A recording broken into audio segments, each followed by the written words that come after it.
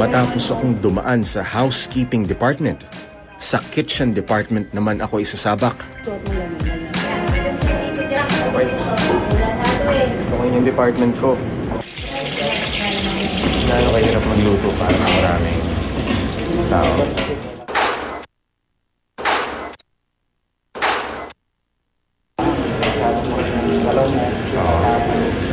Hindi naman kasi pwede kung kunti-kunti lang kasama. Kaya di masagas.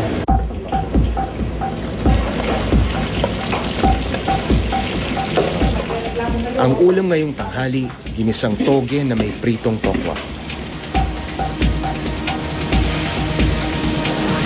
Ang kitchen department ang nagpapakain sa may halos 800 inmate. Kaya napakaraming pagkain ito.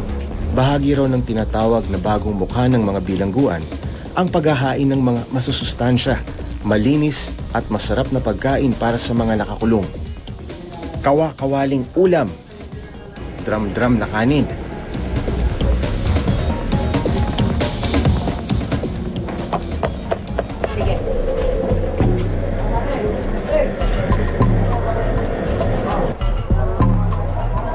Sa aming pag-iikot sa paghahatid ng ransyo sa mga kakosa, namulat ako sa isa pang mukha ng Antipolo City Jail.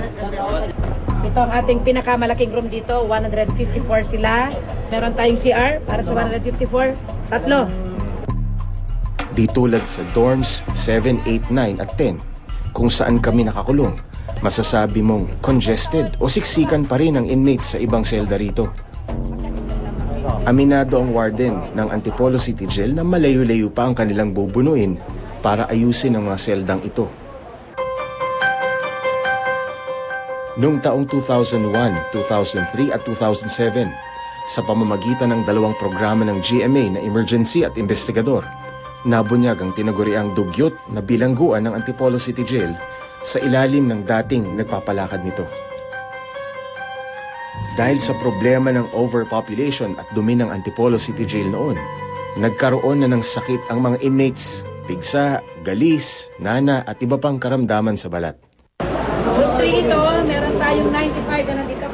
In-educate natin ang mga tao sa linis sa katawan na hindi dahilan yung masikip ang lugar, hindi dahilan yung kakulangan ng pondo, kung yung pagpaligo lang natin, pag-ayos natin sa sarili natin, ay ito mga ito, wala nang kailangan budget ito sa sarili mo ng ito. So, everything nakipag-cooperate naman sila. Isang programa ang sinimulang ipatupad ng bagong pamunuan ng Antipolo City Jail at BJMP noong nakaraang Disyembre lamang. Isang programang makapagpapabago raw ng negatibong mukha ng mga piitan dito sa Antipolo at buong Metro Manila. Dapat yung komunidad mo, positive yun, maganda yun. Para sa ganun, aayos din yung taong na naparoon doon. Bakit? Isa ang salitang mayor sa marami daw nakatagang nabuo sa loob na nagkaroon ng ibang kahulugan sa labas. Iuuso dito yung gano'n. Dito to yun, no? Sa pinikula lang yun. Baka nung nakaraan, nung kapanahonan nila Asyong Salonga, nila Baby Ama, pwede yun.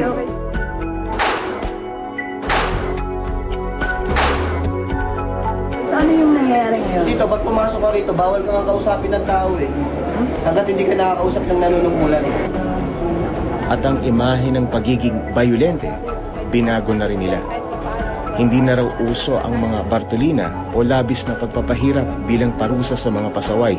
Yung parusa dito, yung parang military discipline ba yun? Military discipline. Halimbawa ng pumping, yung gano'n. Halimbawa, 50. Ang benepisyong bunga ng Therapeutic Community Modality Program ay unti-unting nararamdaman na sa Dorm 10 kung saan ako nakapiit.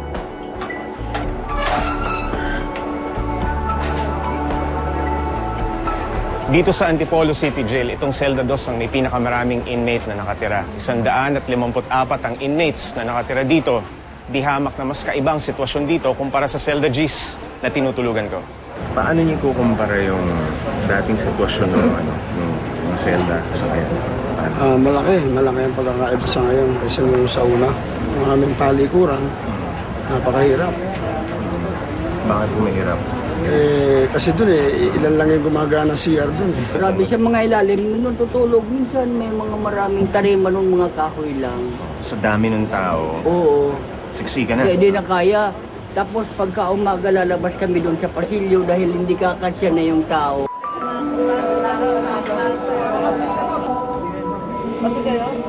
Tatlumpung taong gulang pa lamang si Efren. Pero para bang tumanda ang itsura niya mula sa karamdamang iniinda. Daing sa akin ni Efren, masakit ang kanyang sikmura kaya halos hindi siya makapagsalita. Sinabi mo ba sa kanila? Sinabi ko sa kanila. Ano sabi? Alas naman kayo. Antayin lang daw yung dalang. Butot balat na si Efren sa kanyang tarima at halos hindi na makagalaw ng husto. Ang kalagayan ni Efren ngayon, ayon sa mga warden ng ACJ, ay isa sa mga pangmatagalang epekto mula sa naranasang dugyot na piitan noon. Hindi na siya kumakain, malnourished na siya. Ang lungkot na nararamdaman ng mga inmate ay naiibsan tuwing makakasalamuhan nila ang mga residente ng Selda 7. Sila ang mga Lollipop Girls, grupo ng mga bading na inmate dito sa ACJ. Kapag may pagkakataon, pinapayagan ni Warden na magsagawa ng programa o game show ang mga inmate. Si Mama Rai ang tumatayong coordinator nito.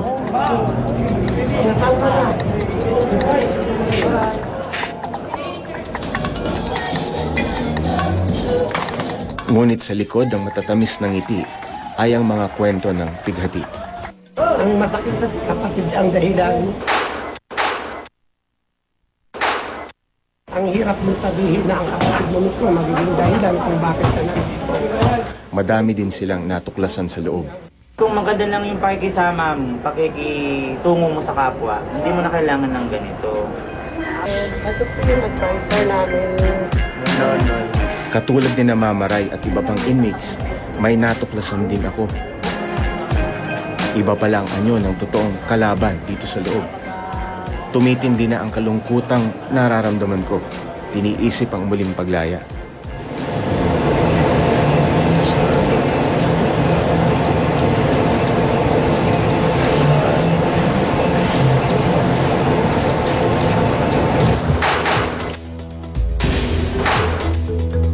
Dito lang mo nakatikim dito sa selda. Ito yung magtrato ho ng parang kapatid ka na rin.